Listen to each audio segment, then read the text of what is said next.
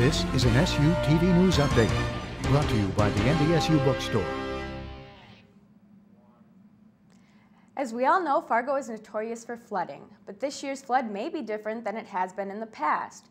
The city is much more prepared than they were 4 years ago when the flood of 2009 hit. The water is expected to reach a little over 34 feet, but Fargo is making enough sandbags to protect up to 42.5. In addition, the cold makes the snow melt at a much slower pace. How bad is the flood going to be? Because it's been such a long, slow melt, some of the water now has soaked into the soil a little bit, which is probably going to make the flood a little lighter than what we were worried about. Although we would hate to admit it, the cold is part of the reason the flood might not be that bad. The previous plan that the U.S. Post Office had to get rid of Saturday mail delivery has now been dropped. Despite the massive cost of Saturday mail, the new stopgap budget that was recently passed by Congress will prohibit the move. The Postal Board has indicated that they hope for an end to Saturday mail, but for now the plan has been delayed.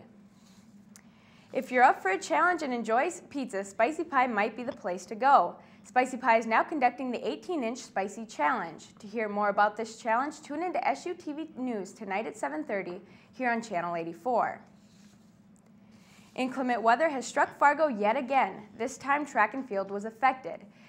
The Bison track and field teams were supposed to host the Lyle Hawkinson Classic this weekend, but due to poor projected weather conditions, the meet has been canceled. This was one of only 2 scheduled home meets for the Bison, and this one will not be made up. The teams will host the NDSU Tune-Up Meet on May 3rd before they travel to the Summit League Championships on May 9th.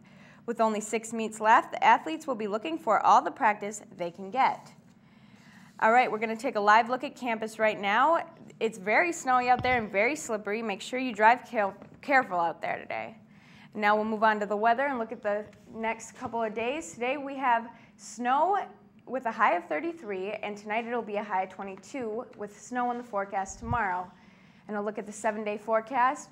It's going to be snow for basically the next week with highs in the upper 30s. And Saturday we get a mostly sunny day, but other than that it's a lot of snow.